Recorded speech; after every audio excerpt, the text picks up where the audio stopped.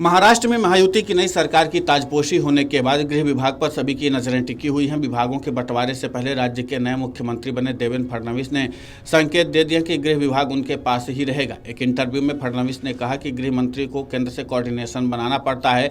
मुंबई शहर की सुरक्षा, नक्सलवाद जैसे विषय पर मंत्रालय को केंद्र से रेगुलर संपर्क में रहना पड़ता है।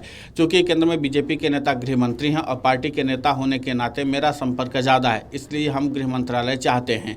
हालांकि बाद में उन्होंने ये भी कह दिया कि एकनाथ शिंदे ने गृह मंत्री समेत कई मंत्रालयों पर चर्चा होनी है और जल्द ही इस पर फैसला हो जाएगा। फडणवीस का बयान ऐसे वक्त पर आया है जब महायुति के पहले कार्यकाल में मुख्यमंत्री रहे एकनाथ शिंदे अब इस विभाग को मांग रहे हैं। शपथ ग्रहण से पहले संजय शिरसाट ने इस बारे में बयान भी दिया था। फडणवीस से जब गृह विभाग को लेकर के पूछा गया तो उन्होंने संकेत दे दिए कि ये बीजेपी के पास ही रहेगा।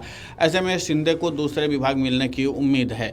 महायुति की पहली कार्यकाल में गृह विभाग देवेंद्र फडणवीस के पास ही रहा था। फडणवीस ने एक अन्य सवाल के जवाब में कहा कि मंत्रिमंडल का विस्तार 16 दिसंबर से पहले हो जाएगा। महाराष्ट्र में नवनिर्वाचित 288 विधायकों को शपथ दिलाने और स्पीकर के चुनाव के लिए 7 दिसंबर से 3 दिवसीय विधानसभा का विशेष सत्र बुलाया गया है। इसके बाद नागपुर में विधानसभा का शीतकालीन सत्र शुरू होगा। महाराष्ट्र में भी सीएम देवेंद्र फडणवीस के साथ उप मुख्यमंत्री के तौर पर एकनाथ शिंदे और अजित पवार ने भी शपथ ली है।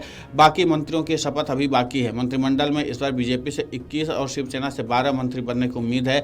अजित पवार की अगुवाई वाली एनसीपी को 10 मंत्री पद मिल सकते हैं। हालांकि यही वजह कि आजाद मैदान में हुए शपथ ग्रहण की तस्वीरें भी अब सोशल मीडिया पर सुर्खियों में हैं। इनमें एकनाथ शिंदे से जुड़ी पोस्ट अधिक हैं। राजनीतिक विश्लेषक मान है कि फडणवीस के सामने सबसे बड़ी चुनौती एकनाथ शिंदे को खुश रखने की है। शिंदे की चाहत है कि पिछली सरकार की तरह उन्हें गृह विभाग दिया जाए। शपथ ग्रहण से ठीक पहले शिंदे के करीबी संजय शिरसाट से कहा कि शिंदे अमित शाह से इस बारे में बात करेंगे। महाराष्ट्र में गृह विभाग या तो मुख्यमंत्री के पास रहा है या फिर सहयोगी दल को मिलता रहा है।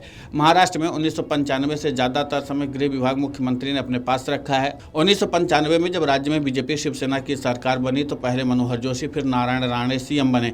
ऐसी स्थिति में गृह विभाग बीजेपी को मिला। गोपीनाथ मुंडे को गृह विभाग मिला। इसके बाद जब राज्य के सीएम विलासराव देशमुख बने तो कांग्रेस ने गृह विभाग एनसीपी को दिया और छगन भुजबल गृह विभाग संभाले। आगे जब कांग्रेस से सुशील कुमार शिंदे और विलासराव सीएम रहे तो एनसीपी नेता आर पाटिल गृह मंत्री बने। इसके बाद अशोक चव्हाण के समय पर जयंत पाटिल और पृथ्वीराज चव्हाण के कार्यकाल में फिर आर पाटिल गृह मंत्री रहे। 2014 में जब देवेंद्र फडणवीस पहली बार सीएम बने तो उन्होंने यह विभाग अपने पास रखा। उद्धव ठाकरे के सीएम बनने से पहले विभाग एनसीपी के पास गया और पहले अनिल देशमुख और बाद में दिलीप वलसे पाटिल ने गृह विभाग संभाला। इसके बाद जब एकनाथ शिंदे मुख्यमंत्री बने तो बीजेपी को विभाग मिला और फडणवीस ने बतौर डिप्टी सीएम इसे संभाला। महायुति में अजित पवार की एंट्री के बाद उन्होंने वित्त विभाग उन्हें दे दिया। अब जब रोल रिवर्स हुआ है तो शिंदे बदले में गृह विभाग चाहते हैं। महायुति में फडणवीस के पास जहां बड़ा जनादेश है तो वहीं दूसरी ओर 2 पार्टनर हैं। महायुति के पहले कार्यकाल में शिंदे गृह और फाइनेंस दोनों बीजेपी को दिए थे। अब महायुति पार्ट 2 में फडणवीस के पास 3 मुख्य विभाग हैं। इनमें गृह, यूडी और फाइनेंस भी शामिल है। अब देखना यह होगा कि 2 पार्टनर के साथ वो सरकार कैसे चलाते हैं, क्योंकि पहले कार्यकाल में उन्होंने किसी को भी डिप्टी सीएम नहीं बनाया था। इतना ही नहीं, वित्त विभाग भी जब बीजेपी ने अपने पास रखा तब सुधीर मुनगंटीवार राज्य के वित्त मंत्री रहे थे।